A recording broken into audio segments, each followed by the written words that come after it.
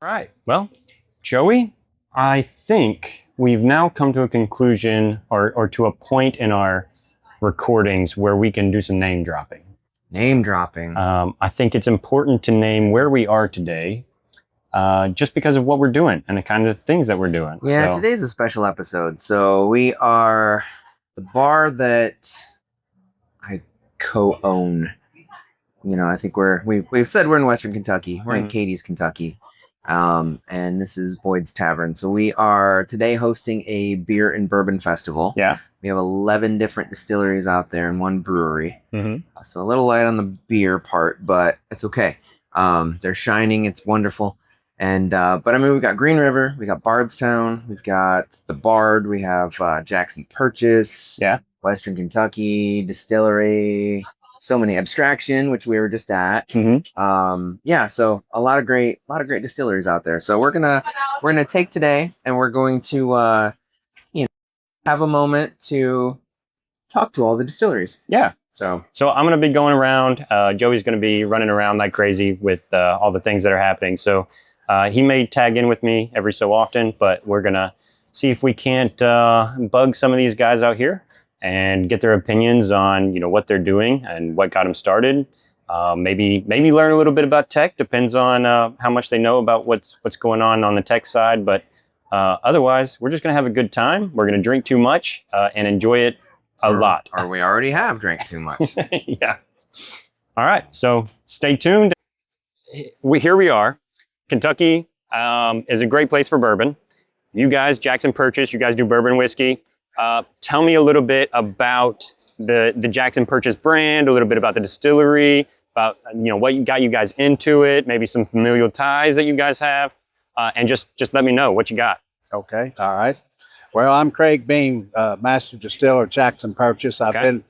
Jackson Purchase got started up in April 2021. Okay.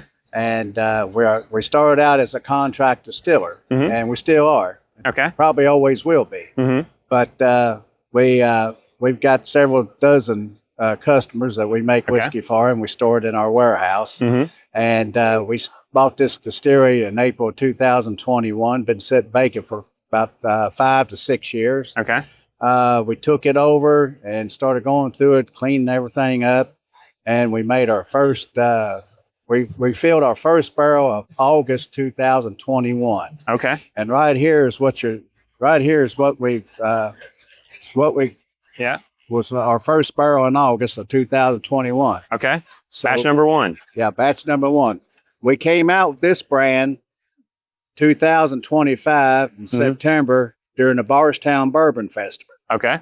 And the mash bill on it is 70% corn, 20% rye, and 10% malt. Okay. And we're in far western Kentucky in the little town of Hickman, Kentucky, in Fulton County. Yeah. And this went into a number 4 charred barrel. Okay. And we noticed the climate down in western Kentucky has made the whiskey accelerate in aging. Yeah. This 4-year-old, if you know anything about it, is dark as an 8 or 10-year-old out there on the market. Okay. Yeah.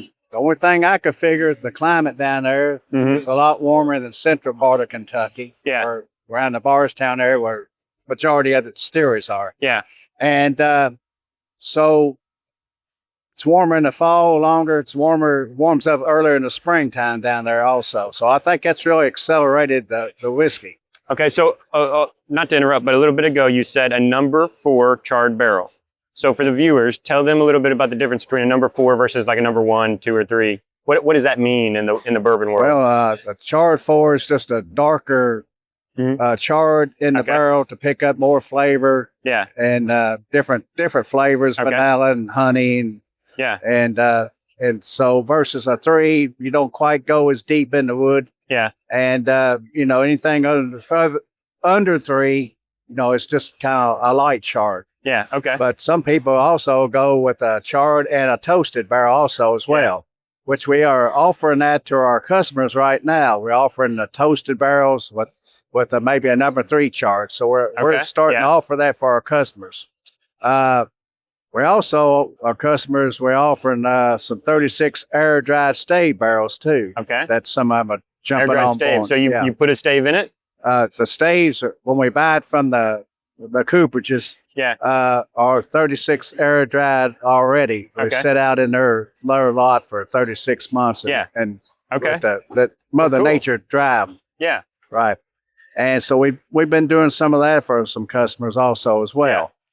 Now, since then, we've also offered, this is only a mash bill that we offered, but now since then, the last couple of years, we've offered different mash bills. We got a 95% high rye. Yeah. And we've got a 25% wheat, wheated bourbon. Okay. And we also got a 51% wheat whiskey. Okay. And we also got 51% corn. And but some of that won't come due for 2 or 3 more years because it's still young, which is something we just started last year or so. So what's the youngest age bourbon that you guys sell? Well, everything we've got, we're making it every day for our customers. Yeah. So I mean, we got lots of it that's just a few months old. Actually. Okay. Yeah. We got 123,000 barrels in storage. Okay. And so we got 2 traditional rick warehouses that we built. Yeah. At 25,000 barrels each. One of them is full, another one's half full.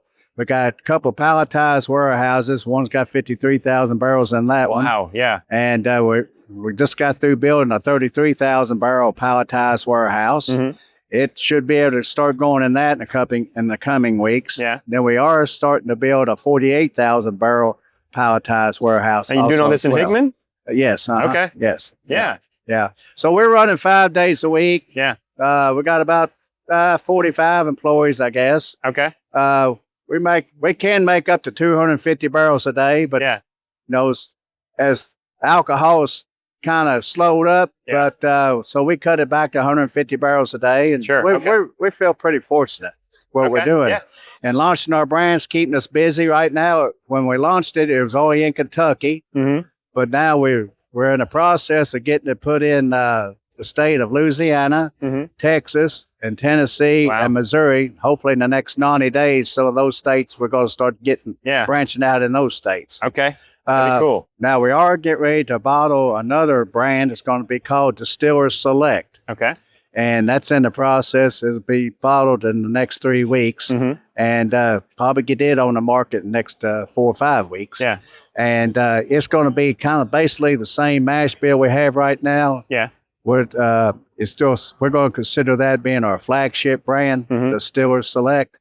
And then right after that, shortly after that, in probably June, we're going to be bottling 100 proof in bond. Okay. Wow. Yeah. And then hopefully by maybe the third quarter, we're going to come out with a single barrel also as well. So we got a lot of things in the works. Okay. That sounds really cool.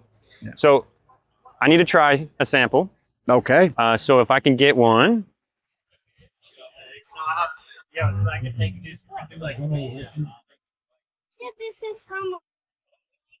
I'll pour one myself. All right.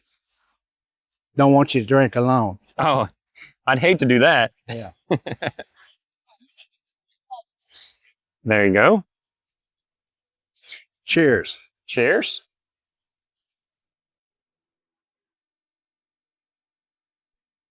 Okay. 117.8 proof. You can feel it. You can tell. Yeah. But it's very good. I like that flavor profile. Thank you. And even, I mean, you can tell that it's over 100, but it's not so strong that it hurts going down. That's exactly at least not for me. I mean, maybe for someone who doesn't drink, but I hear that from everybody because I've got a lot lesser proofs before from other people, and you had to have a glass of water behind it pretty quick. Yep. Yeah. Mm. I'll give you another one if you want another one. Well, I've got to get to all these tables. I understand. If I take 2 right now, it might be hard to get to all the tables. We'll be around. Okay. Yeah. I'm not going anywhere. I'll be around all day. Okay. So. All right. Good deal. So before I leave, though, tell me a little bit about you and how you got started.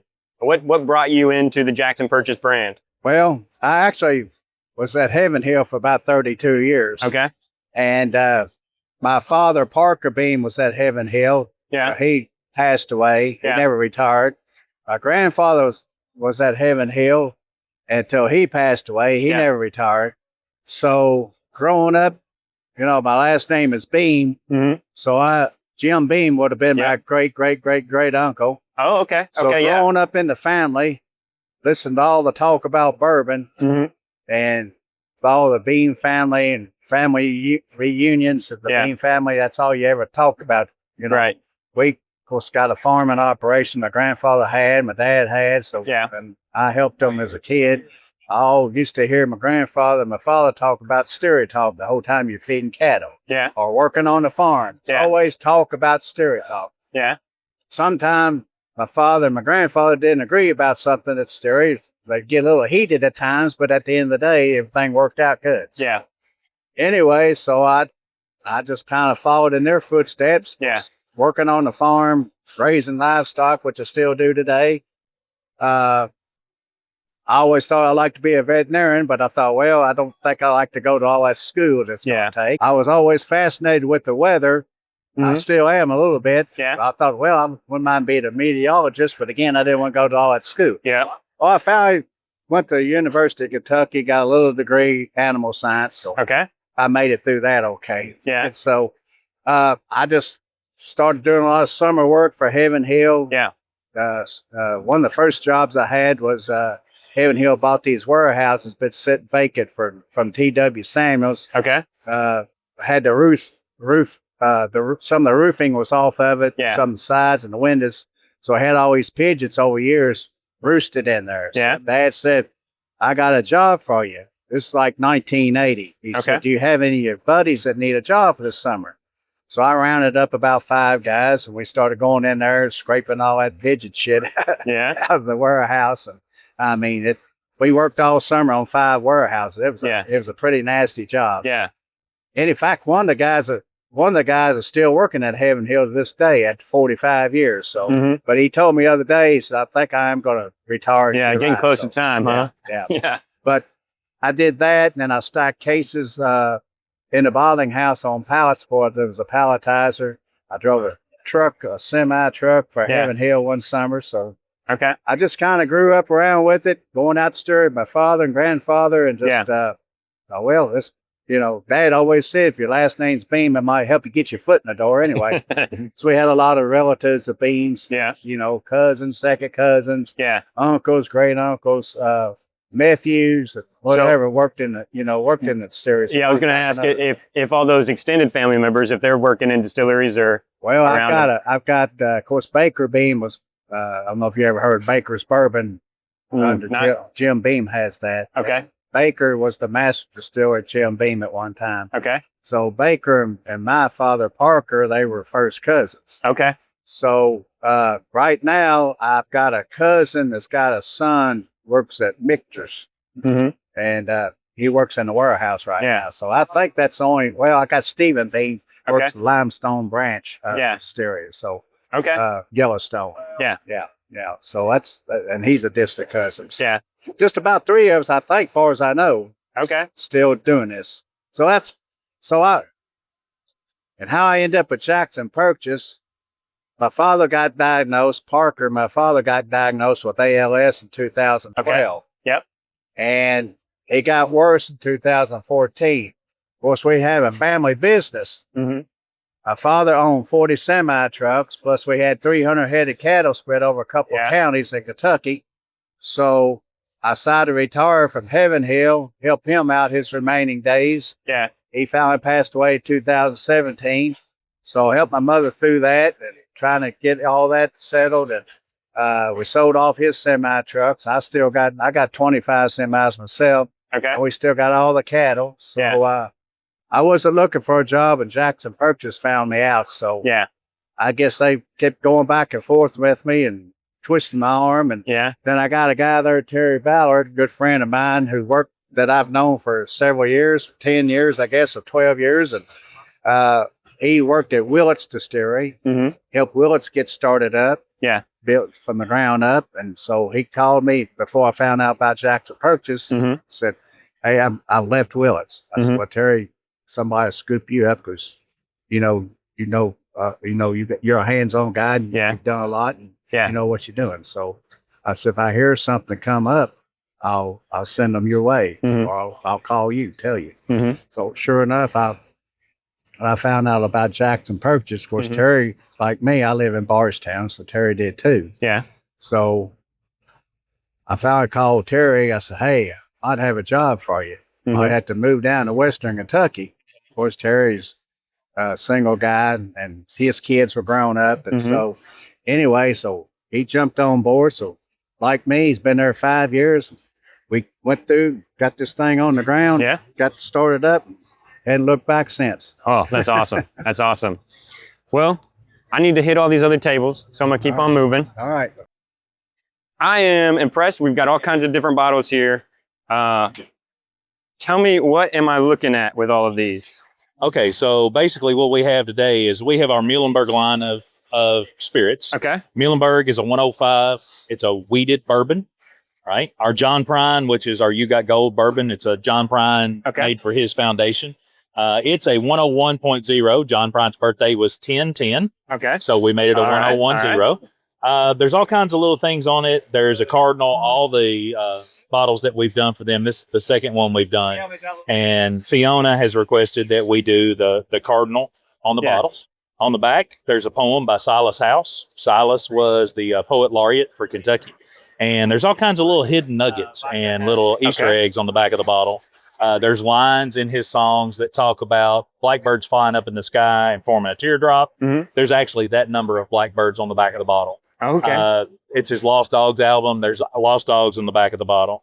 So this one was made for his foundation. It's a high rye bourbon. Okay. It's actually really good, makes really good cocktails. Yeah. And then we have our apple pie, which is in our Muhlenberg line. Okay. It's an apple pie whiskey, not a moonshine. It's not 120 proof. It's a 58 proof, real smooth. We tell everybody it's the whole pie in one bite. You're going to get brown sugar, apple, little caramel flavor, and then you're going to get that nice grainy finish that makes it taste like a crust. Yeah. Okay. So, and that's what we mixed in our cocktails today. This one is our cranberry cocktail. It's cranberry and apple pie. Mm-hmm. And it is a phenomenal cocktail if you're big into that. We do sell the Barty boxes, what we call. They actually, all the contents of those boxes make 8 of these cocktails. Both of these are our whiskey punch that we do, and it's made with our Muhlenberg bourbon. Okay.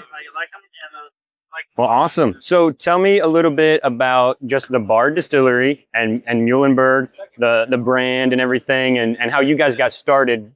How'd you get into this business to begin with? Well, the great thing about our distillery is it's in an old high school, and there were, I think, 5 generations of Tom Bard's family that went to school at this building. It was built in the late 20s.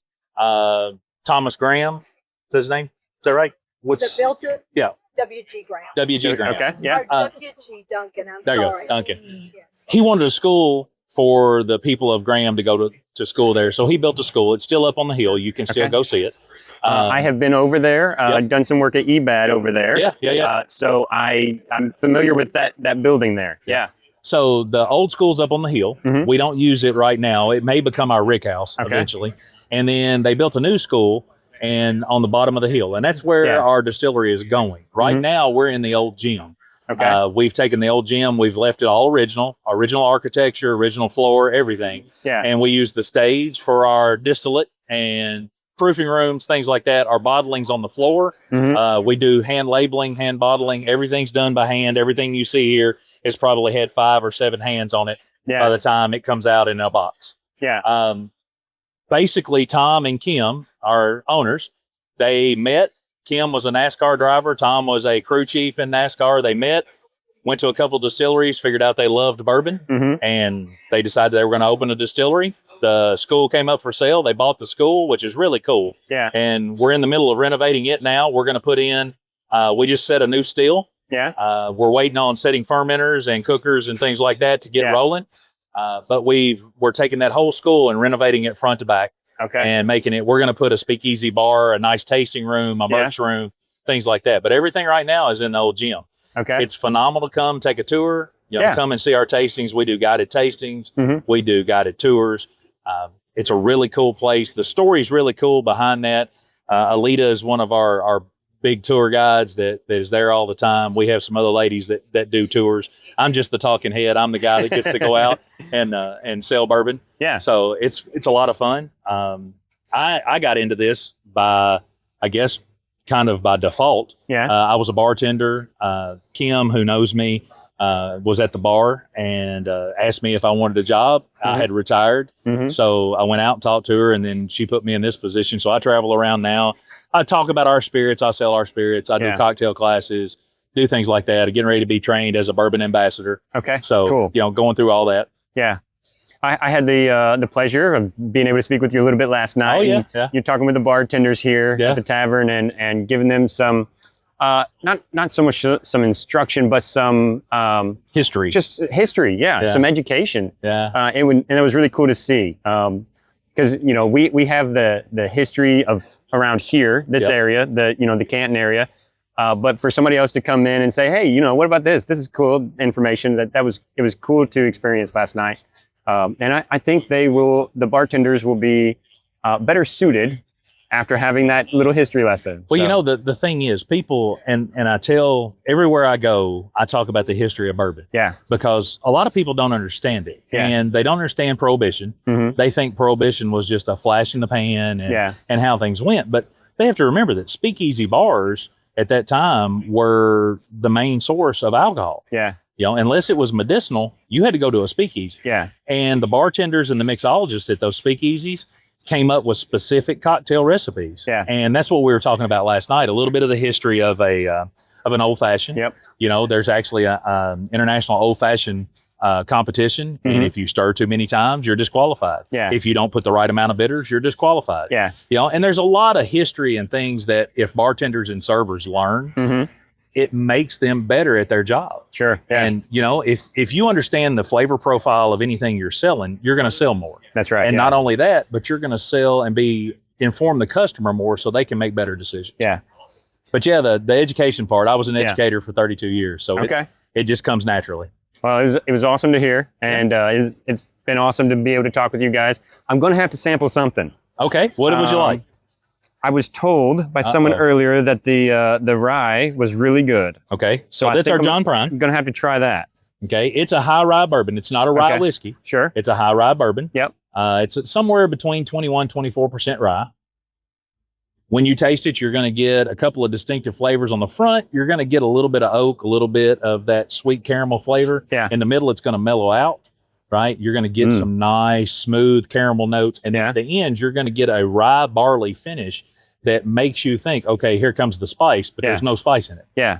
Okay. Well, here we go. We'll see how close I am. Oh, that's smooth all the way down. It's 101 proof, but it does not drink like a 101. It drinks more like about a 95.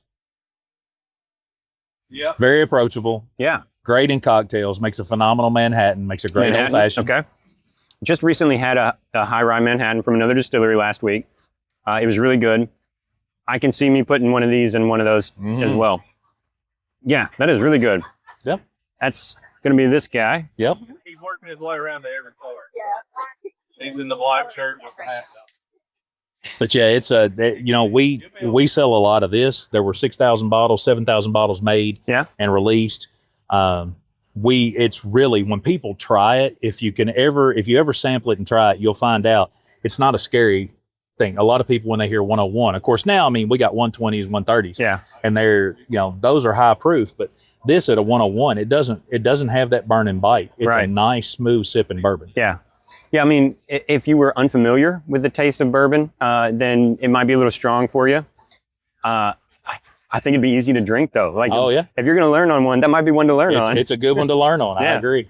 So, all right, awesome, guys. Like whiskey and I got vodka. Okay. Well, I'm definitely going to go for the whiskey over the vodka. Yeah, we can walk around or go over there. Well, these are my James Lake vodkas. James Lake is a small little lake down in Adairsville, Kentucky, where I'm based. Okay. This is the Red River Fishing Game Club. Okay. So, Burton James, who the whiskey is named after, this is Burton James here on the hang tag. He was my great grandfather and played baseball. So the whiskey and the bourbon have a baseball theme. Okay. And now, if I'm not mistaken, I think this is what Joey uses in his Jesse James. Yes. So he uses the bourbon, I believe, in the Jesse James cocktail. And on I don't know if you zoom in. So his nickname, Burton James's nickname in baseball was Jesse James because he was technically from born in Tennessee, but his wife, my great grandmother Estelle, was from Adairsville, Kentucky, which is where the distillery is based. Sure. This stuff is my source brand, the Burton James brand. I've been started buying whiskeys in 2015 because I knew I wanted to have some nicely aged product by the time I got the distillery open. Yes. We are distilling our own distillate, but the that brand is called Kentucky Grit, so it's going to have its own brand because it's a very different profile. Yeah. We're using our local grains in Logan County. They grow a lot of corn, and there's a local farmer that's one of the 5 to 7 farmers in Kentucky that actually grows barley and rye. Yeah. So I'm using for our Kentucky Grit distillate. It's actually our local corn, our local rye. Kentucky grown and malted barley, depending on when I was producing, it was either the Cynthiana barley or it's our Logan County barley. Okay. And so I have a whiskey and a bourbon. This is our batch 5 Burton James whiskey. And keeping with the baseball theme, on the back of the hang tag is the stats for the whiskey. And so it's got the 3 different bourbons. Rye whiskey and a light whiskey. This is batch 5, so it's 5 tool player. It's also kind of on the thing, and so has 5 different whiskeys, 3 of them being different bourbons. Yeah, and it is 105.6 proof. Wow. Okay. The youngest in the blend is 6.9 years old, and the oldest is 9.3. Okay. And so, but that's all in one blend. All in one blend. Yeah. Yep. All 5 of the whiskeys are in there. So the youngest in the blend is the 6.9. So it's labeled as a 6.9-year-old whiskey. And then it starts out kind of nice and sweet and kind of ends with the rye profile. It's not too much rye spice. It's more of just that rye flavor profile. Yeah. And then this one is my batch 2 bourbon. It's a 5-barrel blend of 3 different bourbons. The youngest in the blend is 7.5 years old. Okay. The oldest is 9 years old. Yeah. And so part of the branding was that it's Burton James Uniquely American. And so the idea when I started, kind of like with the whiskey, is different whiskeys from different states. And so it was like the Uniquely American whiskey, kind of like I was taking a playbook from Scotch where they buy whiskeys from different distilleries. Yeah. In 2015, when I started buying the whiskeys, the only place to really buy them was MGP. So currently the whiskeys are all MGP products, but they're different mash bills. The bourbon, I had some, it's also Uniquely American. The goal is to have bourbons from different states. Currently it's Indiana and Tennessee. Yeah. So I am currently aging some Kentucky bourbon as well. That's source. So Burton James is my source brand. Okay. And then, so this one is 105.0 proof. And so, but yeah. And we're down in Adairsville, Kentucky, which is South Logan, Kentucky. Yeah. Or South Logan County, Kentucky. So it's 15 minutes south of Russellville. Okay. And it's 40 miles north of Nashville, and then about 40 miles south and west of Bowling Green, Kentucky. Okay. So, well, awesome. Yeah, in our small little town. And then James Lake is named after Burton James because my great grandma liked fishing. They converted a spring that went to a creek that went to the river. They just kind of dammed up the creek and turned it into a fishing hole. And then she sold it to the fishing game club. Yeah.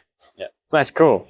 So tell me a little bit, I guess, about the rick houses, the distillery itself. What kind of technology or different kinds of things do you have in the distillery that maybe the viewers don't have a clue about? Okay. Well, we're pretty basic, I guess, our traditional distillery. So I started out just to kind of get going. I started out on a 25-gallon pot still.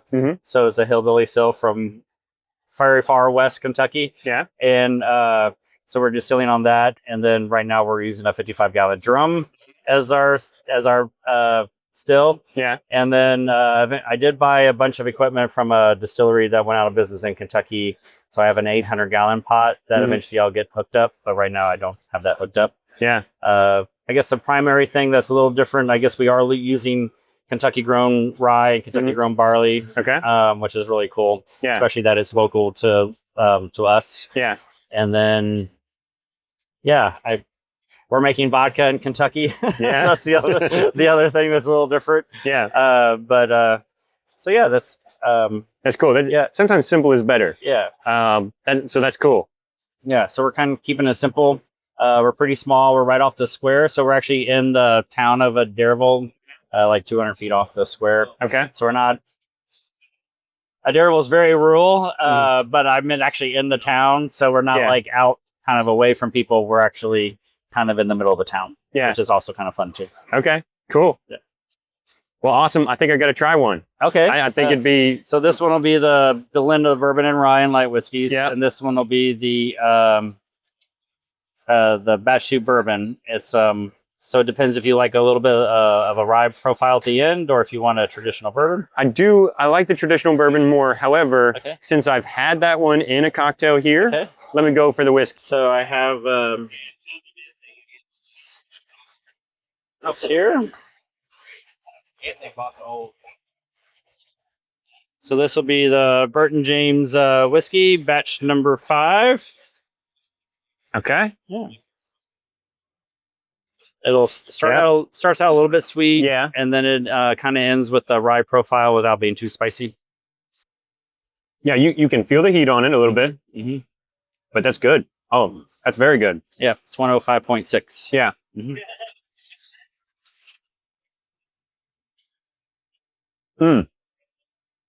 It's hard to beat the bourbon, but that's pretty good. Yeah, I could almost do with a bottle of that at home. Yeah, it's makes really good old fashions or Manhattans because of the extra flavor from the rye. The rye, yeah, for sure. Yep. So that's what I make my Manhattans with. Okay. Well, it's great to meet you. Yeah, it's great to meet you too. I'm sure I'll be back around at some point. Yeah. Well, thank you very much. Thank you. All right. So, Coal Pig Distillery. Yes, sir. I know very little, unfortunately, about you guys. All right. So hit me with knowledge. Tell me something I don't know, which would be anything you tell me, probably. So Coal Pig Distillery started in 2017. Okay. We laid in our first barrels in early 2018. Okay. Everything you see that has a Coal Pig name on it is made by us. We've never sourced a single drop of juice. Okay. So everything is made in-house from grain to glass. So we bring it in from all of our local farmers here in Kentucky, from Walnut Grove Farms down in Shockoe, in the Adairsville area. So we bring it in, got our own grain bins. We grind it, cook it, ferment it, distill it, age it, bottle it, label it, and ship it all right there on Coal Pig's site. So you can see our distillery campus there. So we do everything there. We use all pot stills with 4-plate hybrid columns on top of them, and typically coming off steel around 145 proof or so. Oh wow! Okay. We'll cut it down to 111 proof, and we enter the barrel at 111 proof in every product. So wow.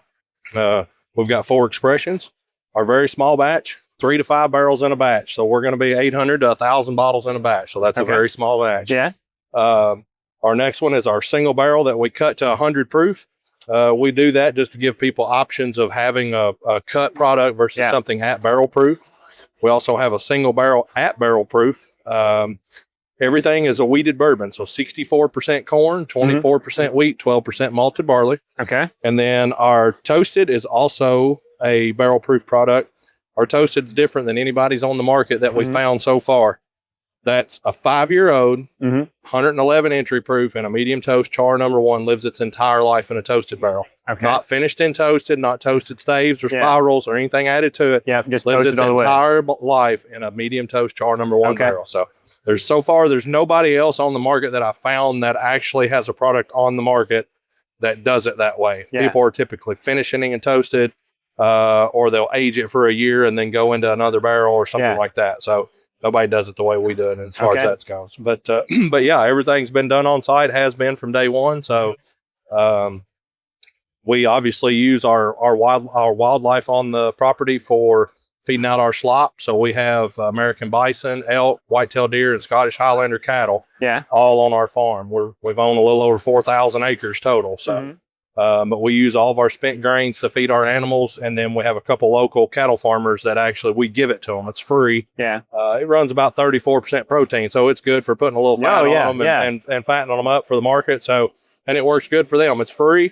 They can subfeed it with hay and things of that nature. Yeah. So we just, we work well with those partners as well as farmers that we get our grain and all that stuff from. So it's spent, right? So it's So spent is it grain, any easier for cow tipping after? no, typically not. So we'll send it to a lab every once in a while and have it proved just to see what the alcohol volume is. And it's typically low enough. It's not that big a deal. typically what you'll see with people that do it with cattle farmers is they don't want to do it for long because of the sugar content. Yeah. It'll actually cause the cows to have rotten teeth. So they, okay. they won't do it Yeah. for a lot of cows. But if they're trying to fatten them up, especially feeder calves or something like that, they'll feed it to them, get them beefed up, and then send them to the market. Yeah.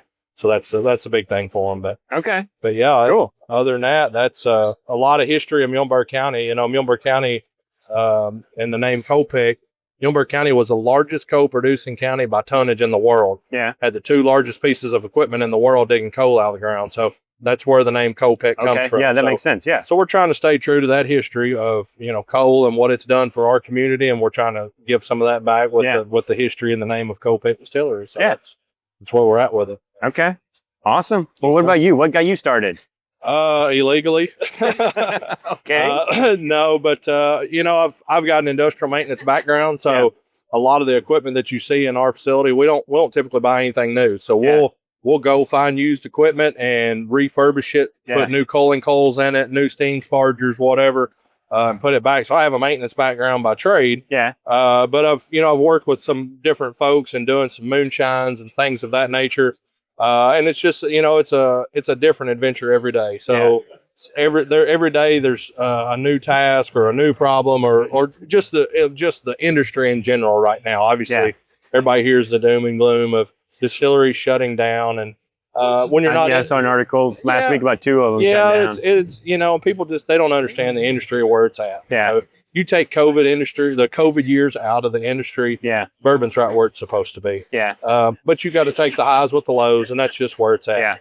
Yeah. The fortunate thing for Copic is we're, you know, a small enough brand that, you know, we're kind of capitalizing on that right now. We're spreading to multiple states because we're not big like some of these great big distilleries that you're seeing go idle. So we're still running 4 days a week. We're laying down about 15 barrels a day, 4 days a week. So we're still knocking them down and stacking them up every day. So but that's just you know, you have to take the good with the bad in that. So, but no, that's how I got my start. Just kind of doing some odd and end moonshine stuff and the mechanical side of it. And I've been the master distiller and facility manager from day one. So I hired the guy to do the dozer work, put the pad where the distillery's at. So, I've been on the property since I was about 13 years old. So I've been on it longer than I've not been on it at this point in my life. The owner, Kevin Lawrence, he's the godfather to my kids. I mean, he's like a father figure to me. Yeah. Couldn't do it without him. His late wife, Carrie Lynn, she passed away just a little over a year ago. If you see the breast cancer ribbon there, you know, that's what we put that up at every event for her in her honor. She was our CEO, founding member. So she unfortunately passed away of metastatic breast cancer. So we have that up every day. We really try to push people, husbands, wives in general, to see that it's a learning opportunity for them for their health purposes. So but couldn't do it without them. But other than that, I've been on the property for almost 17 years. And I've been at the distillery. Like I said, we started it in 2017 and laying barrels down in 18. So I've been in there ever since then. So but All right. Well, I think I got to try something. All right. It's the only way this works is if I try something when I pass by. Absolutely. Well, so do you have I always ask people, do you have a go-to? Do you have something when you sit down at night, like, okay, this is what I like to drink? So back before Joey and I started the podcast, it was going to be maybe something cheap like very old Barton, or it's going to go a little bit heavier for Woodford. Since we've started the podcast, I'm like, I need to just broaden my horizons. There you go. And try anything. So, well, let's start right here. I'm going to start right here with the single barrel proof. This barrel proof here is 116.8. Okay. It's a 5-year-old. Like I said, we barrel everything. Entry proof's 111 proof. Yeah. So you're not going to find those hazmats that some of these folks are after nowadays. About 120 is probably the max you're going to find with us. Yeah. So, but that one's 116.8 proof. That's a single barrel proof. It has a nice color. Yep, I appreciate it. Like I said, it is a wheated bourbon. So 64 corn, 24 wheat, 12% malted barley. It's going to be a real sweet. You're going to have a really buttery mouthfeel to it. Yeah. Yep. I don't know that I would have been able to describe that.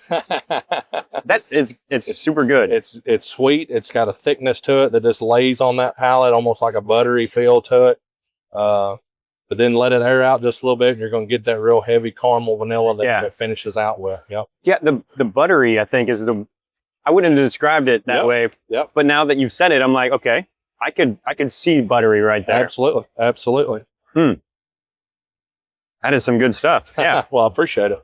All right. So if you have an opportunity to talk to the viewers, however many there might end up being, what would you say to them? What's the thing? You know, maybe they are bourbon drinkers, maybe they're not. Yep. Maybe they're, you know, watching the podcast more on the tech side. Yep. What would you say to somebody that may be from that background? Yep. I would just say, you know, like you said, like broaden your horizons. Yeah.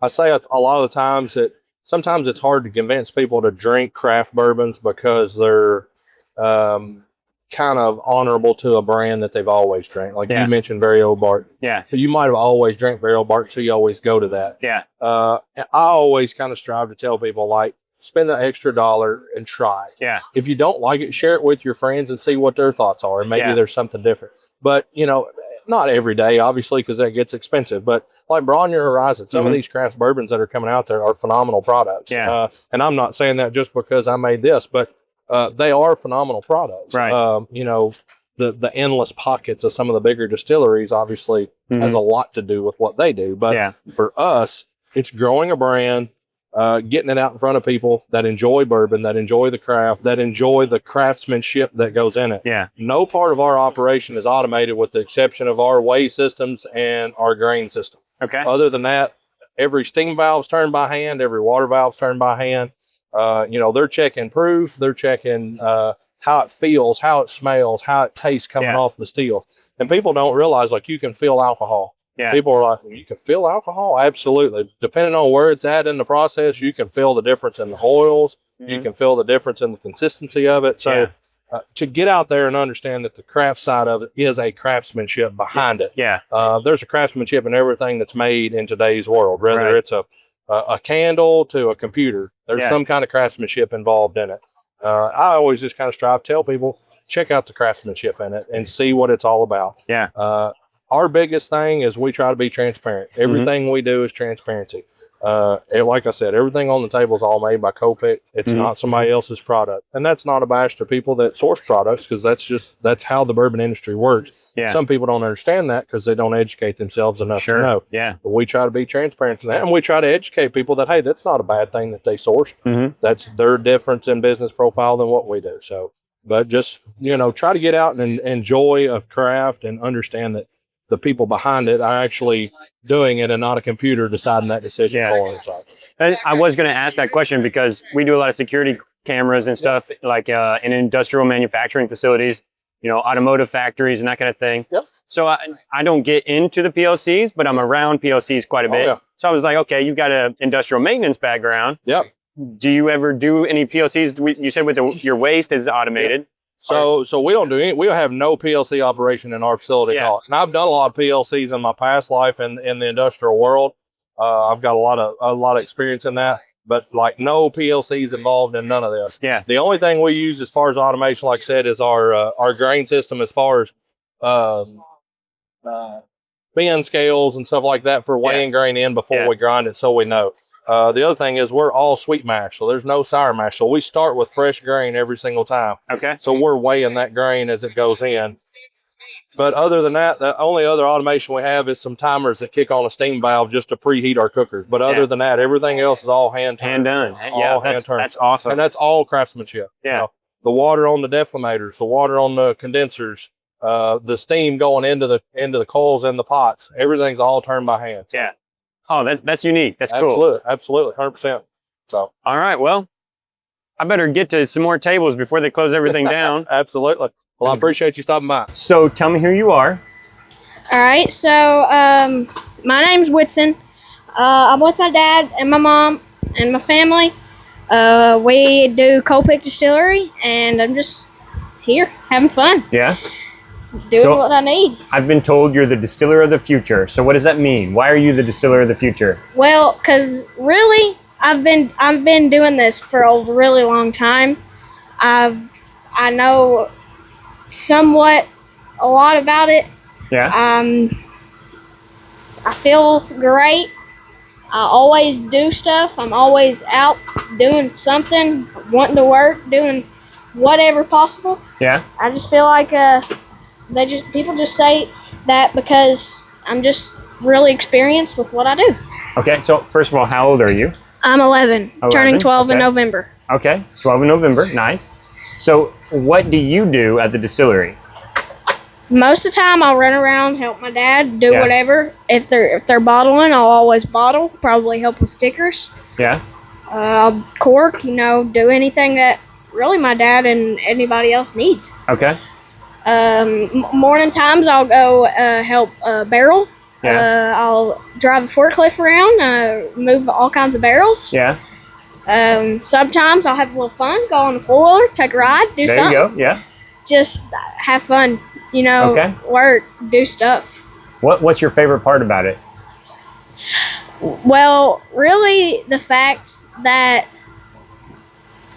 it's how big we're getting. Really Yeah. the fact that we're getting a whole lot bigger than we, Yeah. I don't know, feel like we should be. Yeah. Yeah, you know what I mean? Like, because we're not really a really big people right now. Yeah. We're trying. I Yeah. mean, we're trying to go into Tennessee. We're in Indiana. Yeah. We're in Kentucky, of course. Just a lot. Okay. Cool. So if you were to talk to other kids, obviously, other kids aren't really big into the bourbon industry because they're Yeah. obviously not old enough. Yeah. You've been, I guess, blessed enough that you grew up in it. Yeah. What would you tell other kids who, obviously, don't go drink. That's Yeah. not the advice that we're gonna give kids. But Yeah. what would you tell other kids who are they don't know about bourbon, they don't know about alcohol because they're too young to try it at this point? What would you say to them? It's really just how you picture it. Yeah. You gotta tell them, like, you gotta run them through it. Yeah. You gotta run them through the mash bill. You gotta run them through the distilling part. You gotta run them through how long you need them to sit. Yeah. I mean, really just the process. Yeah. So, how much about the process do you know? Do you know everything left to right? somewhat, yes. Yeah. Yeah. You think by the time you're an adult, you'll have it down, you'll be an expert?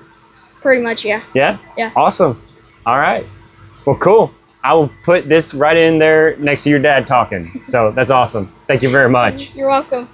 Okay, so we are looking at Western Kentucky Distilling Company. I don't know much about you guys. Tell me something I don't know, and it'd be easy. Yeah, okay. So we're in Beaver Dam, Kentucky. Okay. Our master distiller is Jacob Call, 8th generation master distiller. He was actually employee number 1 of Green River Distilling Company whenever they bought the property, revived that place. Okay. A lot of people know it as the Old Medley Distillery. Yeah. We came in early on, revived the property, did the whole name change over to Green River Distillery. That company sold to a private equity group. And then our controller at the time, JD, wanted to build his own distillery. So him and Jacob went and built Western Kentucky Distilling Company. Oh, okay. Okay. So we broke ground in November of 22, and we were up and running making whiskey by July of 23. So 9 short months of breaking ground and making whiskey. That's phenomenal. We are a contract distillery. We will produce about 55,000 barrels a year. We've got 6 or 7 of our standard recipes that we'll run. Yeah. And then we'll also do full custom recipes for folks if they want to do something like that. Yeah. We also offer contract bottling services. And then also can find other barrels. Our barrels are only 3 years old, or almost approaching that. Yeah. Here this July. So we can source older product for folks if they're looking for that stuff. Pretty much grain to glass is what we like to tell people. So there's really nothing in between we can't handle. Okay. Come see us. We're not officially on any trails or tours or anything like that, but we've got people that pop in every once in a while and come say hi, and we'll show them around. We can sell bottles, and yeah, it's a good time. Okay. How'd you get started? So I actually started with Jacob in 2016 at Green River Distillery. Started at the ground floor in grain. Yeah. I worked in several different departments. I would start a department, work that department for a couple of years, and build it up and pass it on to someone else. Ultimately ran sales for contract sales for about 2 years, and then moved over and joined Western Kentucky about a year ago to be the director of sales. So I handle all of our new fill customers, bottling customers, storage customers, all that and in between. Okay, that's cool. Yeah. So Green River is Joey's well. He's got Green River Well. Sure. That is, if I'm not getting Bullet in my old fashioned that he's making, I'm getting Green River. There you go. So Jacob Call. Okay. Yeah. I mean, just the Green River brand and the bottles and everything are phenomenal. They're great. Awesome whiskey, awesome price point. You know, love what those guys are still doing over there. Yeah. It's great. I think I ended up with some of this Yeah. a couple of days ago. Joey said, "Have you tried this?" I said, "No." And he said, "Okay, here you go." Yeah. So Silk Velvet. Zach Hargis actually works at our distillery. Okay. He was part of the old Green River group that came over and joined Jacob at Western Kentucky. Yeah. So this is an old pre-prohibition brand. Okay. But essentially pre-prohibition brand. The distillery burned down pre-prohibition. Kentucky Fearless picked up the trademark, and they let the trademark fall off. These guys are from Henderson. The whole family's from Henderson. Zach's dad, Mark, was an antique collector. They had picked up a few old Silk Velvet whiskey jugs. Okay. And kind of fell in love with the brand and all the history behind the brand. Yeah. So they bought the rights to the trademark of Silk Velvet and decided to launch the brand last year. So they've got 2 iterations in their portfolio currently. They do a single barrel, which their recipe on this is a 75 corn, 21 rye, 4 malted barley, ranging mostly about 7 years old, and they run about 107 proof. Okay. Very good. Then he's also got a small batch that he does. That's a blend of 2 different recipes. Very, very good profile on it as well. Yeah. This brand is gaining significant popularity. Yeah. It's blowing up. A lot of people are picking That's up. awesome. On it. Yeah. It's doing really well. And what about this other bottle you got? This other bottle is one of our Western Kentucky picks, so you won't see this in retail anywhere. Okay. We use this mostly for events, charity things, barrel picks, things like that. We've actually got a pretty cool lounge in one of our warehouses where we bring folks out, come do barrel picks, and have a lot of fun. Okay. This one in particular, this is a 7-year. This is a 70 corn, 21 rye, non-malted barley, coming out at about 125 proof. Ooh, okay. Yeah. Again, produced by Jacob Call. Okay. Yeah. Well, I got to try a sample before I walk away, and that's the one I need to try a sample of, I think. It's very good. Everybody seemed to enjoy it pretty well. Okay. Trade you. Yep. There you go. Smells good. Yeah, that's pretty good stuff. Okay. What'd you say it was? Proof? 125. 125. Yeah. Barrel proof. Get all that heat from the barrel proof, but then it's also got enough body and character to carry you through all of that heat. Yeah, you get the heat, but you don't get the heat till after a little bit. Yep. Yeah. The unfortunate thing about me walking through here and doing this is I haven't found one I don't like yet. Yeah. And this is no exception. This is really good. Awesome. Glad you enjoyed it. Yeah. It's good stuff. We've had a lot of fun with these barrel picks that we've been doing. So you said you can't get that retail. Nope. They got to come try it out. Yep. Where can viewers, however many there might end up being, where can they come try it out? So we actually sell these at our distillery. You can come see us at the distillery. Like I said, we're not doing any official tours just yet. We've got some plans down the road to do a full event center and bring people in for the whole tour and experience thing. But for right now, come see us. Come check us out. You know, if you pop in, we'll give you a tour. Yeah. Ask for me. I'm Zach Macy. Ask for me. I'll give you a tour. We'll hook you up with a tasting, and then we can also do bottle sales. And then if you see us at any events that allow bottle sales, we should have one of these with us. Okay. Cool. Yeah. Be on the lookout for Barbecue and Barrels in Owensboro. It's on May 9th, I believe. Coming up. We actually are fixing to do a barrel pick and bottling specifically for that event as well. Yeah. So that'll be a good one. That's really good. That's cool. Yeah. Okay. Well, thank you very much for your time. Thank you. Oh, there's so many cool colors here. Thank you. Okay. So I'm pretty sure I've had a bottle of something from you guys at some point, or not a bottle, but a tasting. A tasting. Okay. Let's pretend I haven't. You guys just tell me a little bit about the brand, about the distillery, about what you guys have that you brought with you today. Okay. And we'll go from there. So we are a family veteran-owned distillery. Okay. Husband Very and cool. wife team. Paul moved to Kentucky when he was stationed in the Army. Okay. Okay, so he met Mary Beth. She's local from Tennessee. Yeah. He decided he wanted to open a distillery, and he wanted to do it true to the pre-prohibition style. So we do it the way they did way back in the day. So we are making everything grain to glass on site. Yeah. So we are doing everything from milling our own grain all the way up to bottling it ourselves and labeling it. Okay. We just turned 16 and a half years old. And today we do have our St. Elmo's Fire, which is a moonshine, lovely blend of cinnamon and cayenne. Yeah. We have apple pie, which we are going to use all spices in. We use cinnamon, nutmeg, allspice, and brown sugar. Okay. Pink lemonade.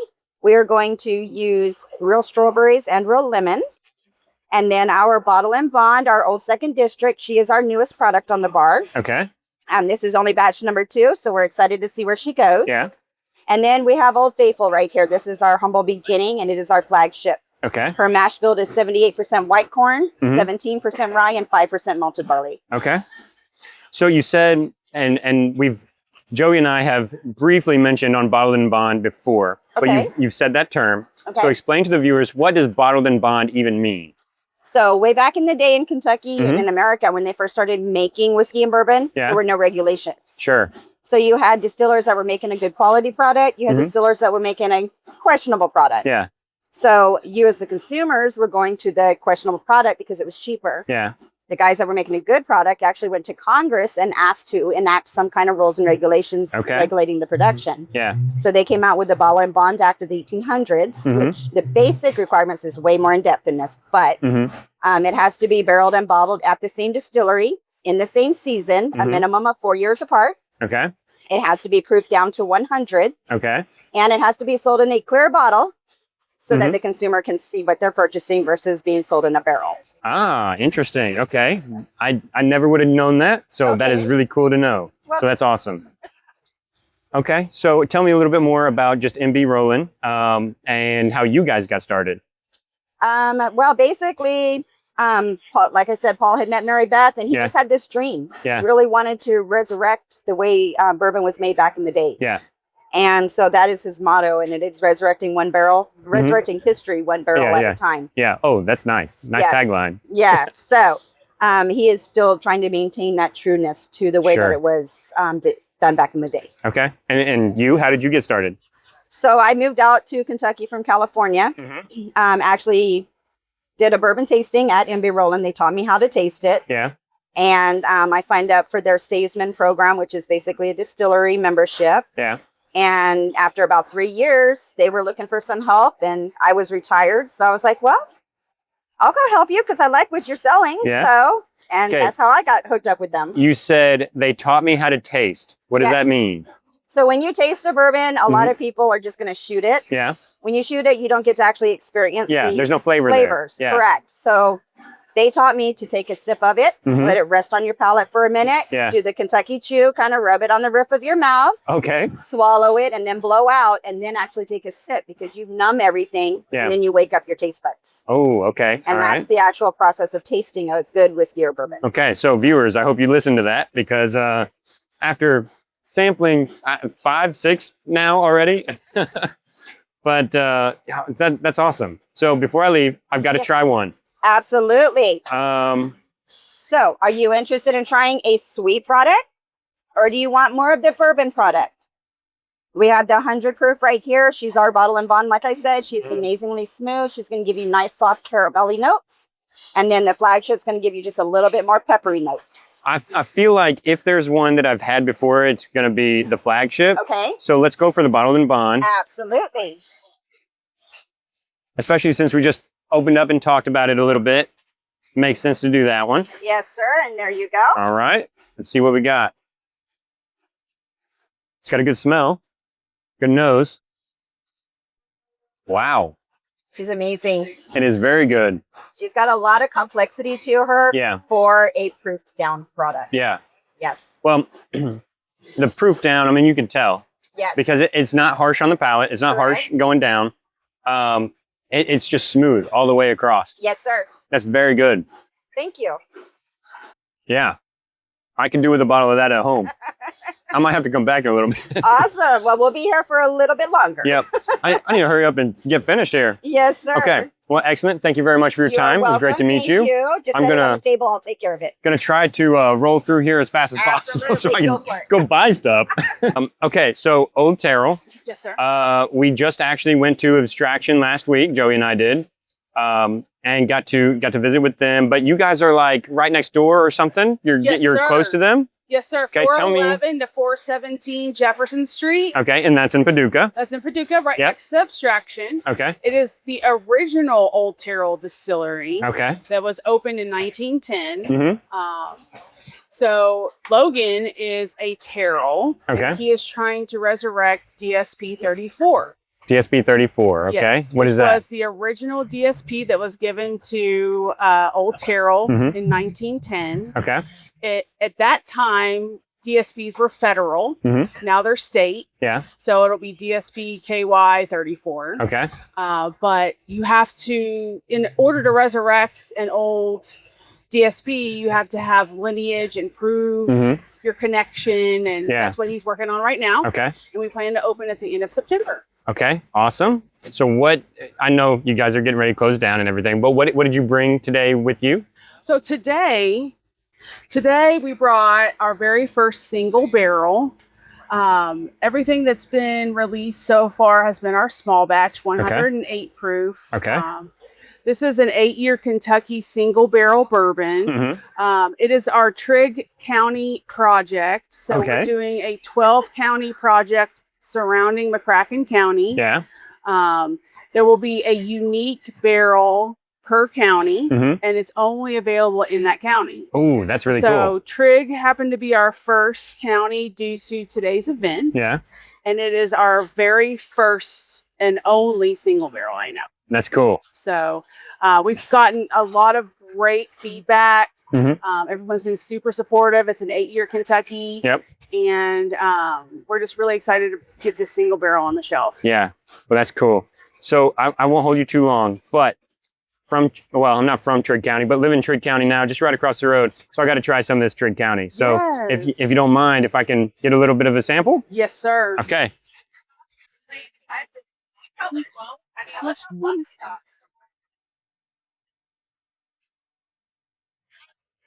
All right. Can't get much of a nose on it right now, but it doesn't help that I just went through like 6 tastings. So I know, right? Yes. It wears on your palate a little bit. Okay, that's good. That's a different taste than I've had for all the rest of these. In a good way? In a good way, yes. Good. Yeah. It's different. It's maybe a little thicker on the tongue. Sure. Maybe that's how I would describe it. It's a little thicker on the tongue, but it has very good flavor for sure. Good. 120.1 proof. Single barrel cast strength. Okay. Yeah. Well, drinking that, I'd be proud to say I'm from Trigg County or living in Trigg County anyways. Well, so that's awesome. 60 corn, 36 rye, 4% malted barley. Okay. When I go back and I edit this video, I'm going to hear all the different mash bills and the percentages and everything. And I'm going to go, wow, that is so much different than the one that I heard at the very beginning. I know, It's right? like- It could be the same mash bill, totally different profile. Exactly, yeah. So that's super good. That's awesome. Tell me a little bit more. Obviously, Old Terrell is trying to open back up in the original spot. But tell me a little bit more about where you guys are standing like right now as far as getting the place open back up. Are you guys going to be doing tours when you open back up and that kind of thing? Yes. Okay. So we'll be doing tours when we open at the end of September. Yeah. We just launched our Terrell Society today. Okay.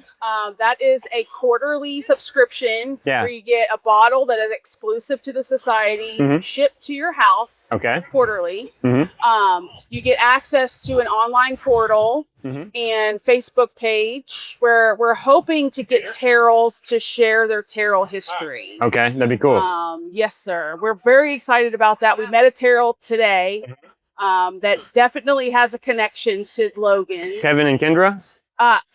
Yes. Terrells? Yes. Yes.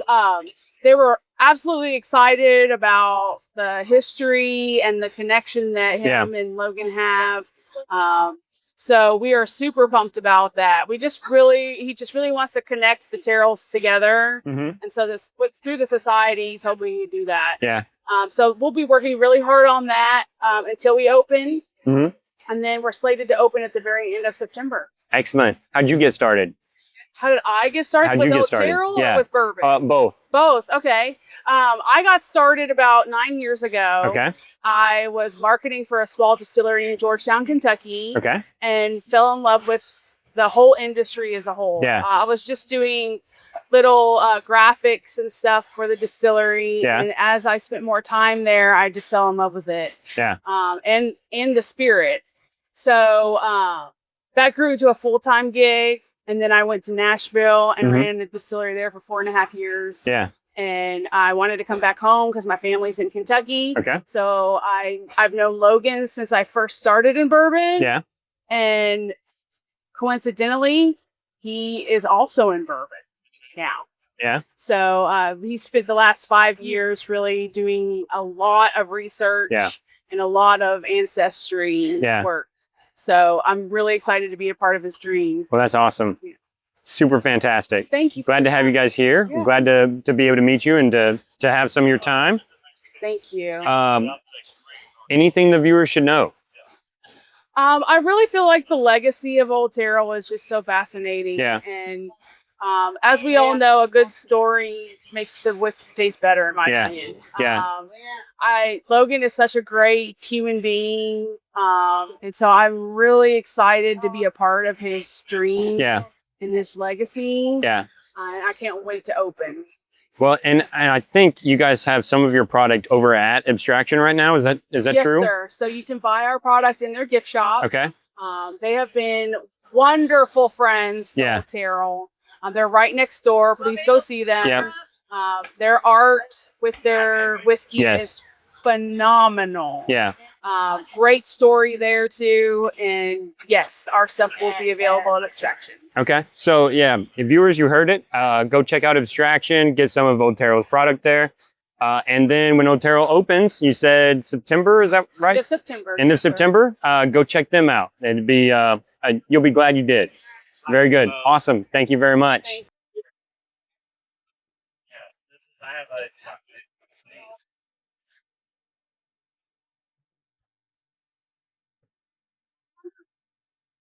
Very exciting. Okay, so we talked a little bit outside. Back when I was touring and drinking too much for the time that I had. But it's been a great time drinking water, drinking Celsius, trying to stay hydrated And awake. and awake. There you go. So let's just explore some more. Okay. Tell us a little bit more about Bard. Tell us a little bit more about what you're doing and the kind of things that you're involved in, and we'll just go from there.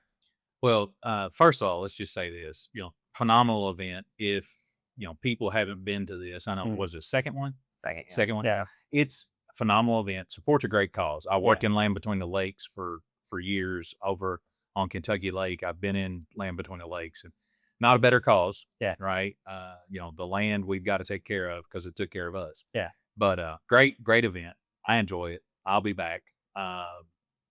The capacity that I come back in will be determined by other events, but still, I just, the thing is with the job that I have now, I enjoy talking to people. I've always been that person that could you put me in a room full of people I don't know, I'll find somebody to talk to. Yeah. But the distillery side of this has always intrigued me. Distilling is a science. As a matter of fact, in some of my college chemistry classes, some of the classes I did, we did distillation. Okay. And that's people don't realize that distilling's been going on for centuries, and the distillation process has not changed a lot. Now, the tech side of it. Yeah. We're a lot more finite with computers, and we have very micro degree variations and things, but the essentials are still there. Yeah. I mean, all spirits start with a mash bill. Sure. What are you going to ferment? Yeah. And then how are you going to distill that? Are you going to do low temp? Are you going to do high temp? You're going to rip it and get high proof alcohol, or are you going to go slow and get something with more flavor? So I don't think the tech side of distilling has changed a lot. Yeah. Just from my limited knowledge. Now, if you were to talk to Tom is he's down to the finite stuff. It's all computerized. Everything has very minimal tolerances and things like that. But distilling and the product that it makes has been done for centuries, and I don't think it's changed. I really don't. I look at it from our side. We've gone now from 2 very small stills to a large column still. It's a pot column combination. And we're going to go from running, 2 to 4 barrels to running 20 barrels a day. Yeah. And if we ran it 24/7 around the clock, we could do that, which is a game changer for a craft distiller. Mm. The Bard Distillery is a craft distillation. Mm. We run less than 50,000 proof gallons a year. So we're deemed craft. But the great thing is every gallon of distillate you get is different. Mm-hmm. The mash bill may be the same, but when you put it in a barrel and you put it in a rick house, and depending on where it is in that rick house or where it is, in the country, will determine what the flavor is going to be. Yeah. So I try to educate, because of my background, I try to educate people on spirits. Yeah. And just about the side of it that a lot of people miss, because I think bourbon especially is very misunderstood. Mhm. I think a lot of people think that it is that it's either one of two things. It's either a high class, Mhm. very, aristocratic type of beverage, Mhm. or it's rock gut. Yeah. But there's so many different kinds. And you saw that here today. Oh, yeah. Yeah. We had a lot of different kinds here today. Yeah. And everybody, that's the thing I wish people would hone in on, is that the craft distillers are where you get the differences. Yeah. If you go to the big boys, you're going to find that their product's the same over and over. It's been Yeah. proven. Mhm. They sell it by, thousands and thousands of gallons. Right. But if you go to craft distillers, we're always innovating. Mhm. We're always trying something different. We're always trying something, to get a little different flavor profile or a little different flavor taste, whatever you want to call it. But it is, the craft side of this has really opened my eyes to spirits, Mhm. and not just bourbon, but Yeah. other things, vodkas and gins and rums and things that I never would have gone out of my way to try before. Yeah. So, the tech side though, I just be honest with you. It is amazing to me at how the guys that did it in the woods Mhm. for years pulled it off. Yeah. Without blowing themselves up, Right. Yeah. or producing methanol and killing everybody. Yeah. We one of the guys that I interviewed earlier, they mentioned that everything they do is hand turned. I mean, Yep. everything other than their waste is hand done, is manual. There's no automation really to it, which I thought was interesting because the guy telling me that had an industrial automation background. And he's like, I've been dealing with PLCs for a long time, but we don't use PLCs in what we're doing because the handcraft bourbon industry, if you're going to do it by hand. And they're a little smaller, and so it helps them. But that's it's a good point to be made that there can be tech, there can be this absolute standard that you use from bottle to bottle to bottle. But I think what's more unique is that when you guys craft something, it's every bottle is unique. Mm. Every barrel is going to be slightly different than the next barrel because of its location in the house, in the distillery, where it was done, how it was done, the temperature of the day it was done. Everything's a little bit different, and so that's kind of cool. So I enjoy learning about the different sides of how different people do different things, how it makes a remarkable product at the end. Mm. So that's cool. I enjoy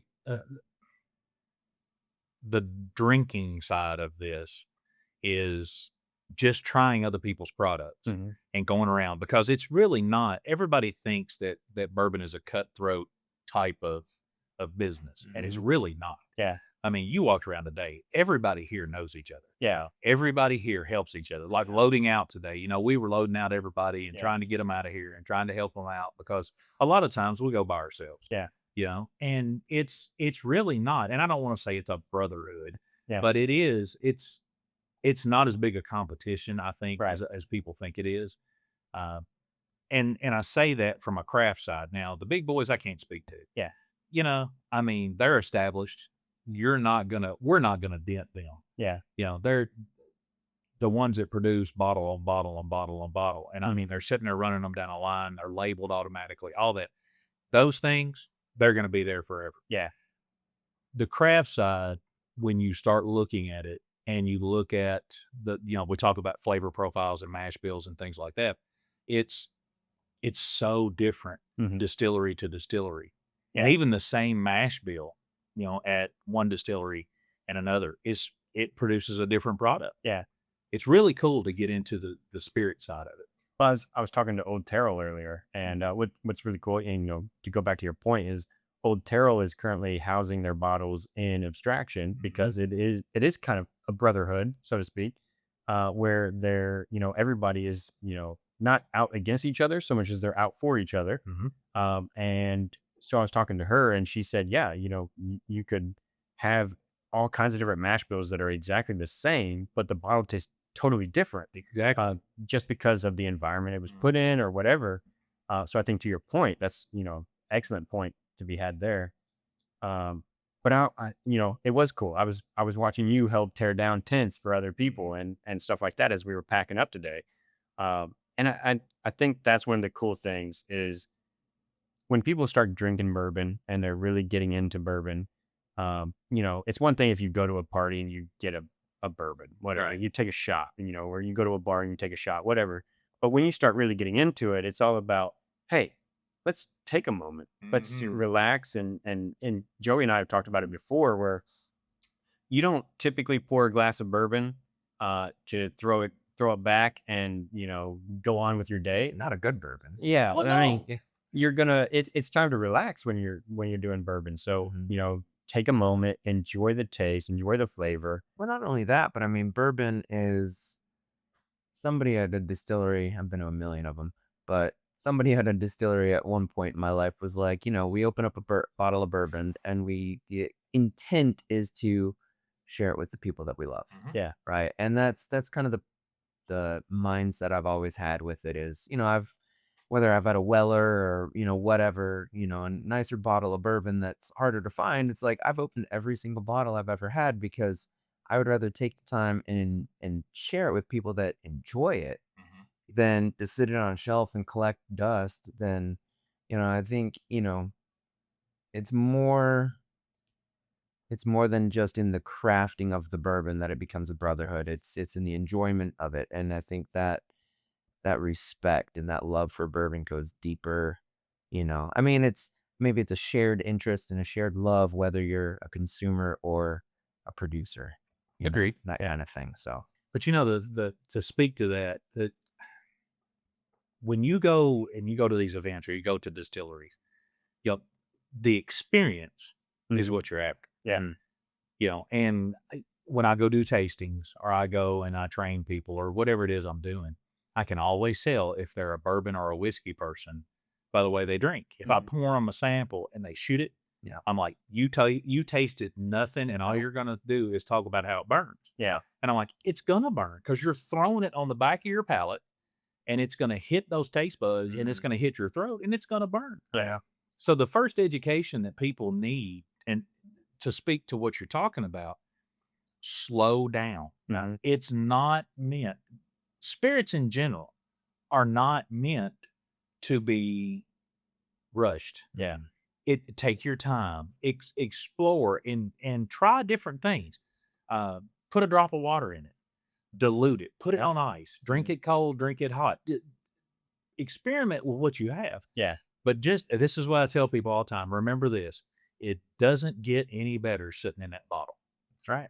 Once it's in the bottle, it's as good as it's getting. Yeah. Now, if you leave it open, it's going to get worse because it's going to evaporate. It's going to change the flavor. all right. Yeah. But even then, I know there are bottles that I get, especially the high proof hazmat bottles. I'll leave them open and let them breathe a little bit, just for a little bit of the alcohol vapors to get out of them before I start drinking. Yeah. Because I mean, if you don't, it's going to blow the top of your head off. Yeah. There was one today that was like, it was smooth, but holy crap, 130 proof. It's Yeah. like, whew. Yeah. You need to let that breathe a little bit. And some water in it. And I think that goes back to the tech side. Your distillers that know what they're doing are going to let that bourbon, when they open that barrel and they put it out in a tank that they're going to bottle out of, they're going to let that sit for a little bit. They're going to let it mellow. They're going to let it kind of get to where it is. They'll taste it several times. And then when it hits that point, they're going to bottle it. Yeah. And that goes back to the science side of this. Everybody has a different flavor palette. Yeah. We're talking about White Russians, right? Yeah. A lot of people were like, I'm not drinking that, and then I get tickled at people that come in and they order a bourbon and Coke. Mhm. And I'm like, what do you like? I just want bourbon. And I'm like, no, that's not a good answer. Yeah. You know? But I just think, I think flavor profiles, you have to know your flavor profile. I have to know mine. They're not going to be the same. Right. What I like, you may not like. You know, we had the discussion about the rye today. Yeah. And I have learned over the years, I am a rye person. I like that rye, that flavor of that grain. Yeah. But I know some people, I was just doing a training and I had 5 bartenders sitting there, and this one girl looked at me, she goes, I'm not a rye person. I'm not drinking it. And I said, why? Oh, I just can't drink it. So I took and I set it in front of her and I said, just take a little sip. So she took a little sip. She's like, I don't know. And I put a drop of water in it. And I learned it from Karen at Green River. I said, now take a little bit of a taste and see what you get. Totally different. And she goes, well, now I've learned I'm a raw person. But you know, That's all it takes. It's just tweak it. Yeah. You know, it just make things fit your flavor profile. Yeah. Okay. That's the key. Yeah. And you've bought bottles. You've bought, you know, probably bottles that were way too expensive. And you're like, I'm stupid for buying this. Oh yeah. And then you buy a bottle that's $40 and you take it home and you're like, I really like this better than I do the $200 bottle. Oh yeah. I've spent $300 on a bottle. Yeah. And I regretted it because I'm like, I'd rather get a bottle of Larceny at $30. Yeah. You know, way better. In age, that's the other thing people get hung on. I get so tickled at people that come in and go, well, what's the age of this bourbon? Yes, there is a cutoff. Yeah. A 2-year bourbon is probably not going to be as good as an 8-year bourbon. Yeah. But just because it's old doesn't mean it's going to be good. Yeah. You know, and you're talking about flavor profiles. The older it gets, the less there is in that barrel, the more concentrated it becomes, the more oaky it becomes, the more tannins it rips out of that barrel. Yeah. People will take it and they'll think, I'm going to pay $75 for the shot of this and it's going to be just great. And they take it and they're like, oh my God, that's terrible. Yeah. And I'm like, yeah. Yeah. I mean, just thinking about it, I don't know that I would prefer a 30-year bourbon over like a, I don't know, 8-year bourbon, because you're right that it's going to pull more of that barrel, more of that char, which I like the bourbon. I like the char and everything, but 30 years is a long time to be just pulling in that flavor. And as it sits, it evaporates. Yeah. And it condenses. Yeah. And it gets less and less and it gets thicker. You know, there's several out there, 23, 25, years old, and you try them and they're like, it's okay. But I'd much rather have that $12 bottle or that $15 bottle over there. Yeah, sure. Okay.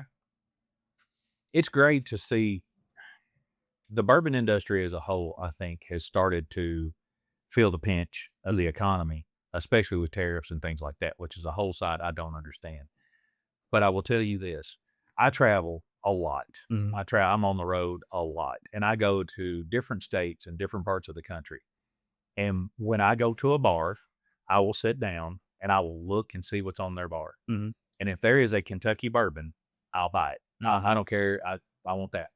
And, I was out in St. Charles, Missouri a couple years ago, a little speakeasy bar. And I walked in and I sat down and I'm looking up at, and I said, what bourbon do you sell a lot? Well, she grabbed something off the Maker's Mark or something like that. That's a common bourbon. And I'm like, how about that Green River up there? And she goes, we have Green River? And she turns and looks and I'm like, yeah, let's get that. And she goes, what is it? And I said, just pull it down. I said, I'll explain it to you. So I started talking to her about it. And she was like, and I said, how can you sell anything on your bar that you don't know what it tastes like? Yeah. As a bartender, we get a new spirit in, I'm going to taste it. Yeah. If it's something that I can then turn and I can sell or I can suggest, I'm going to do it.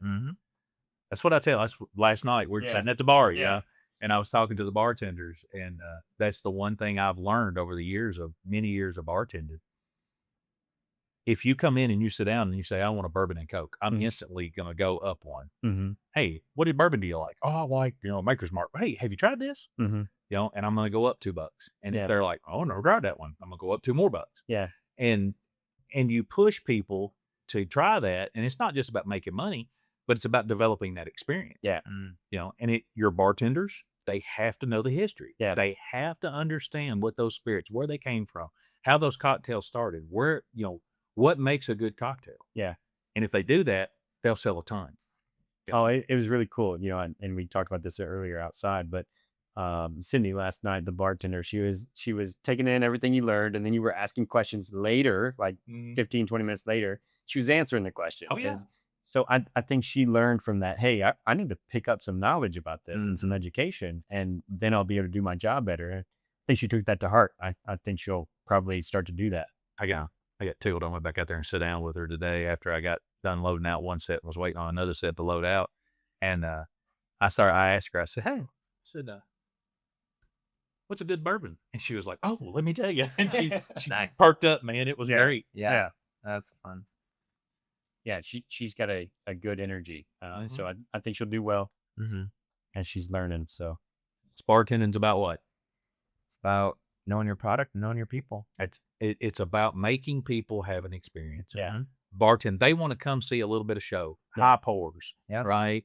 Fancy little handwork with glasses. Yeah. Spinning an ice cube. Something like that makes them think, ooh, smoking a cocktail. Yeah. I smoked a cocktail the other day in a training, and it was like they were just blown away. And I'm like, guys, it's wood chips. Right. I mean, It's not that big of a thing. it's not. But it's something that, like, I mean, especially smoking, especially in our tavern downstairs, it's small enough. You smoke a cocktail, everybody smells it, everybody stops, conversations halt, eyes turn. You're like, whoa. And we've got some that if I sell one, we're going to sell 3 in a night. That's exactly right. They're like, oh, what is that? I want what he's at. Well, yeah. So, I mean, we did an episode several episodes ago where we did the Red Brick Inn smoke drink. Yeah. And house cocktails. yeah, and it smelled fantastic. I mean, it's tobacco smoke that he's smoking in there, and it very good. And then we did an episode where it was an espresso martini. Oh, It's the same thing. With If you, we do actually like espresso shots. yeah, And yeah, it's like once you start to smell that, everybody in the whole tavern, it helps that it's a smaller tavern, but everybody is, they're interested. They're trying to pick up, okay, what is this? What's happening? What's the show? And sometimes there is a show. It just depends on who's making it. But And it doesn't have to be Tom Cruise and cocktail. You don't have to spin bottles and toss them over your back and all that. That's if you want to go do that, that's fine. And yeah, it's a good show, but it doesn't change the cocktail. yeah, Right? If you're concentrating on the spirits and the craft of that cocktail, that's why they're called craft cocktails. yeah, You're putting a little bit of love, a little bit of time in it to show them this is a balanced cocktail. It's going to be solid. It's going to be good all the way through. And, I'm taking the time to make it because I want you to enjoy it. yeah. So, Yeah. Anything that you would say to the audience? Obviously, Brad with Bard. Remind us again where Bard is at, so everybody knows. we're in Graham, Kentucky. Yep. If you are on the Western Kentucky Parkway, going either way, there is a sign, a brown sign. We're on the Bourbon Trail now, and we've got our brown signs up. And you take the next exit. If you're coming west on the Western Kentucky Parkway, you're going to turn right at the end of the exit. If you're coming east on the Parkway, you're going to turn left. And we're in the old Graham High School, which is really cool. I mean, it really is the story. And if nothing else, come and take a tour and listen to the story of how those schools were built, why they were built, who built them, the town of Graham, and then the story behind our owners is really cool. Something that started as a partnership in the racing world turned into a distillery. Yeah. And it's really cool. It's really neat. And Kim and Tom are there a lot if they have time. Tom's working all the time, but if he has time, he talks to people, and it's really cool to get his perspective on it. I mean, and he's linked to Bardstown. I think his 5th great grandfather was the one that founded Bardstown. Okay. And so that Bard name carries a little weight with it. But his family's been in Muhlenberg County, I think, now for 200 years. Wow. Okay. And 5 generations of his family went to that school. So when it came up on the market, I mean, it was a no-brainer just to buy it. Yeah. And it's taken a while. It's a labor of love. They'll tell you that. It's something that it's great at times and it's frustrating at times. Yeah. But it is. Well, all good labors are. Always. Yeah. Always. But it is, if you come and see us, people are amazed that we do everything in the gym. I mean, everything is in the gym. Yeah. And we have a little tasting area that was the old concession stand for the gym. It's the original gym floor. It's the barrel vaulted ceiling that's still there, original construction, all that. And it's been there for years, and it'll be there for years after. So it's a really neat experience. Yeah. I'll just say that. Okay. So what days do you guys do tours and what times? Okay, so you're going to get me in trouble, but I think Thursday, Friday, Saturday, Sunday, we do guided tours. Okay. Monday, Tuesday, Wednesdays. Monday is usually a production day, but we still do some guided tastings. Yeah. Monday, Tuesday, Wednesday are usually guided tasting days. Our big tour days are Thursday and then the weekends. And the great thing about it is we have phenomenal tour guides. They all know the history. They mix good cocktails. Yeah. And that's the other thing. Our bar is always open. So if you come in and you just want to stop and have a cocktail. Yeah. Yeah. If the bar is open, we'll mix you a cocktail. And we have a pat list of cocktails. Our cocktails are not frou-frou. I tell people that all the time because we're really trying to stay true to the spirit. Yeah. If it's a whiskey cocktail or a bourbon cocktail, that's what we try to stay true to. Yeah. We don't try to muddle it up with ingredients that you can't go find. That's not elderflower. Oh no. Yeah. Passion fruit. Yeah. Guava or whatever. Yeah. No, we don't do that. Okay. But that's the prohibition. Negronis. Yeah, well, I don't know. Be careful there. We don't need any. Yeah. We've had our fill. Yeah. Well, the great thing is when people come in,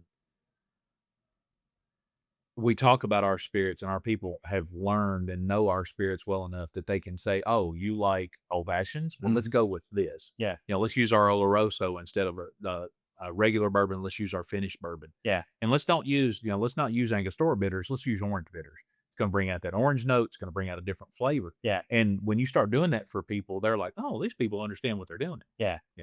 All bartenders should know that. All bartenders should be able to coach people into different things. Sure. Yeah. I'm no bartender, but I'm slowly starting to learn. Oh, and I've learned a little bit in the last 17 episodes. So yeah. Well, I appreciate it. And like I said, great event. If you haven't been here, I would suggest highly that you come next year. Yeah. I'll be here. Like I said, I'll be here. Yeah. Just not real sure what capacity I'll be in. Yeah. See. Well, even if it's not for work, if it's just for pleasure, That's me. good enough. Come down. And if you haven't been to the Red Brick Inn, I'll just give a pitch because he won't. Come and see it. It's a phenomenal place. It's a historic building. I stayed here last night. It's awesome. Just the furniture alone will awe you. So Yeah. I suggest highly that people come stay here. Yeah. Today's actually the first episode we name dropped the location that we're in. And we did that right out of the gate today because we're like, okay, Red Brick Run featured by Red Brick Inn and Boys Tavern and the Beer and Bourbon Festival. So we felt like it was prudent to do that at the time. But awesome. Thank you very much for your No time. problem. I appreciate it. Anytime. You tell me, I can talk about anything. Okay. Well, if you're hanging out for a little bit while longer today, Yeah. After this, we'll probably have to have another drink outside or something. Sweet. Sounds good to me. I'm always up for that. Appreciate you. Cool. Good deal. Thank you very Thanks, much. guys. Appreciate you. Yep. Good deal. Appreciate you. Yes. Okay. Joey, I think we got one more episode left of the season. Oh, yes, we do. And I think we're going to talk about bourbon in a different way than we've talked about it today. Okay. So the heavy inebriation. yes. Yeah. Maybe just a lighter version Yeah. of that. But y'all, tune in next week. And until next week, stay tipsy.